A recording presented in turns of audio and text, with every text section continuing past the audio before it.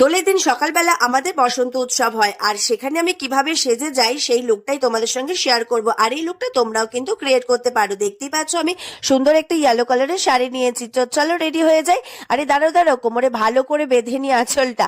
এরপর কিন্তু আমি মুখে ময়শ্চারাইজার লাগিয়ে নেবো। তোমরা ভাবতে পারো ময়শ্চারাইজার সকালে লাগালে মুখ কালো হয়ে যাবে। একদমই নয়, ময়শ্চারাইজার প্রাইমার দুটোই কিন্তু লাগিয়ে নেবে। এরপর আমি দুটো ফাউন্ডেশনকে মিক্স করে মুখে হালকা করে লাগিয়ে নিলাম।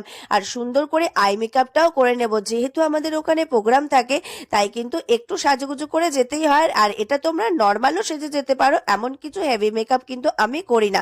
এরপর মুখে ব্লাশার হাইলাইটার সুন্দর করে লাগিয়ে নিলাম। এরপর কোন লিপস্টিকটা পরবো কনফিউশনে ছিলাম, তো একটা পরে নিলাম।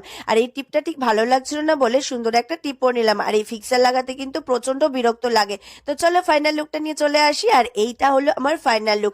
আমাকে কেমন লাগছে অবশ্যই জানিও কিন্তু। আর এরকম ভিডিও পেতে সাবস্ক্রাইব। তো টাটা।